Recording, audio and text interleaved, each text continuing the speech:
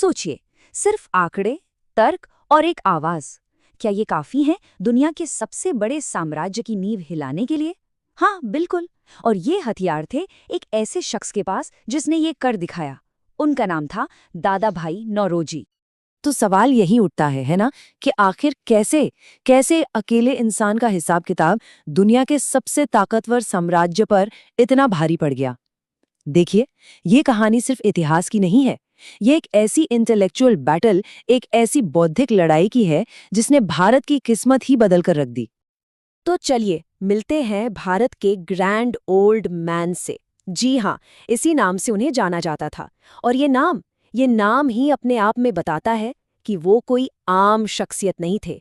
वो थे जिन्होंने भारत की आज़ादी की पहली सबसे मजबूत ईंट रखी। देखिए, ग्रैंड ओल्ड मैन की ये उपाधि उन्हें यूं ही नहीं मिल गई थी। वो एक कमाल के विद्वान थे, एक ब्रिलियंट अर्थशास्त्री थे और एक दूरदर्शी राजनेता भी।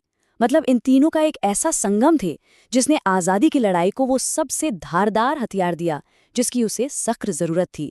और वो हथियार था तर्क। पर सवाल ये है कि इतनी बड़ी लड़ाई की शुरुआत हुई कहाँ से? तो जवाब है एक असाधारण दिमाग से। चलिए जरा पीछे चलते हैं और उनके सफर की शुरुआत को देखते हैं। एक ऐसा सफर जो एक मामूली घर से शुरू होकर सीधा ज्ञान के शिखर तक पहुंचा। दादा भाई नौरोजी का जन्म बॉम्बे के एक पारसी परिवार में हुआ था। सोचिए, सिर्फ 4 साल के थे जब पिता का साया सर से उठ गया। माँ ने ही पाला पोसा, लेकिन इतने मुश्किलों के बावजूद उनकी प्रतिभा तो जैसे चमकने के लिए ही बनी थी। पढ़ने में इतने तेज थे, इतने होनहार कि सिर्फ 25 साल की उम्र में वो एल्फिंस्टन कॉलेज में प्रोफेसर बन गए। और ये उस जमाने की बात है जब किसी भी भारतीय के लिए ये एक अकल्पनीय, मतलब ऑलमोस्ट अनइमेजिनेबल सम्मान था। और यही जो उनका एकेडमिक ब्रिलियंस था ना, वही आगे चलकर उनका सबसे बड़ा हथियार बना। तो अब बात करते हैं उस खुलासे की, उस एक सिद्धांत की जिसने ब्रिटिश राज की चूलें हिला दी। वो सिद्धांत जिसने खेल का रुख ही पलट दिया। जी हाँ, हम बात कर रहे हैं उनकी मशहूर ड्रेन ऑफ वेल्थ थ्योरी की। तो आखिर क्या थी ये ड्रेन ऑफ वेल्थ थ्योरी?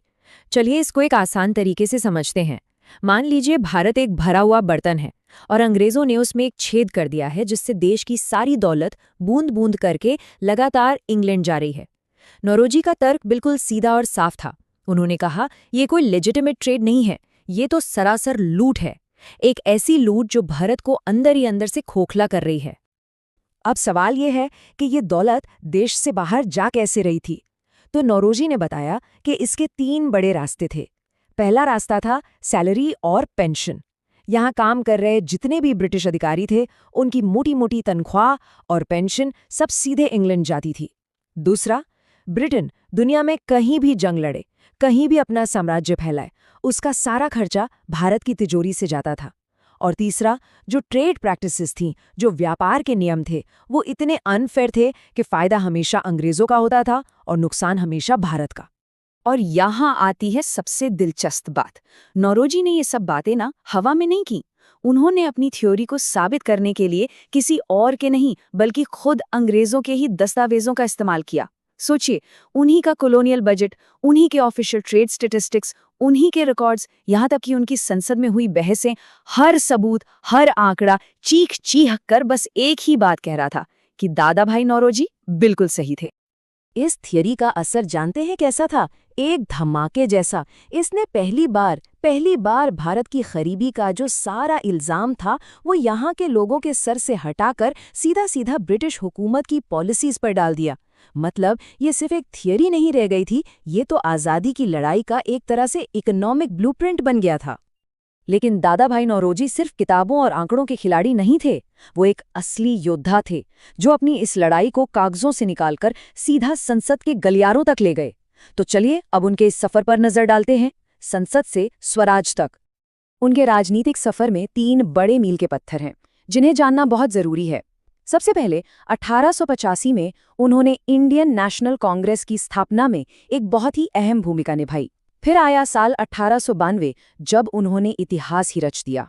वो ब्रिटिश हाउस ऑफ कॉमन्स में चुने जाने वाले पहले भारतीय बने। और फिर 1906 में कांग्रेस के प्रेसिडेंट के तौर पर उन्होंने वो एक शब्द दिया जो आज़ादी का नारा बन गया, स्वराज। पर ब्रिटेन में उनका सफर आसान नहीं था। उन्हें नस्लवाद का सामना करना पड़ा, उन्हें ब्लैकमैन तक कहा गया। लेकिन जरा सोचिए, नौरोजी ने इसका जवाब कैसे दिया? गुस्से से नहीं, पत्थर से नहीं, बल्कि अपने इंटेलेक्चुअल आर्ग्यूमेंट से, अपने तर्कों से। उन्होंने अपने ज्ञान से हर हमले का जवाब दिया और आखिरकार उसी संसद में अपने जगह बनाई जहां कभी उनका अपमान हुआ था। 3, ये नंबर याद रखिए। एक बार नहीं, 2 बार नहीं, बल्कि 3 बार इंडियन नेशनल कांग्रेस ने उन्हें अपना प्रेसिडेंट चुना। ये दिखाता है कि उनका कद कितना बड़ा था और पूरे देश को उन पर कितना जबरदस्त भरोसा था। तो आखिर वो अपने पीछे क्या छोड़ गए? एक ऐसी जबरदस्त विरासत जिसने आने वाली न जाने कितनी पीढ़ियों को रास्ता दिखाया। तो चलिए अब बात करते हैं उनकी सबसे बड़ी देन की, एक ऐसी देन जिसने उन्हें हमेशा के लिए अमर कर दिया, गांधी के गुरु और राष्ट्र की नींव। उनके असर का, उनके प्रभाव का सबसे बड़ा सबूत जानते हैं क्या है? खुद महात्मा गांधी के शब्द। गांधी जी उन्हें अपना राजनीतिक गुरु मानते थे। जरा सोचिए, ये दादाभाई नौरोजी ही थे जिन्होंने गांधी जी को ब्रिटिश राज की आर्थिक और राजनीतिक चालों को समझना सिखाया। और इसीलिए दादाभाई नौरोजी को हमेशा याद किया जाएगा, भारत के एक ग्रैंड ओल्ड मैन के रूप में, फादर ऑफ इंडियन इकोनॉमिक्स के तौर पर, और हाँ, उस शख्स के रूप में जिसने आज़ादी की लड़ाई को उसका सबसे बड़ा लक्ष्य दिया, स्वराज। दादाभाई नौरोजी ने डेटा को आज़ादी का हथियार बनाया और स्वराज का सपना दिखाया। पर एक सवाल आज भी हमारे सामने है, उनका दिया हुआ स्वराज का वो विचार आज के भारत के लिए क्या मायने रखता है? शायद यही वो सवाल है जो उनकी विरासत को हमेशा जिंदा रखेगा।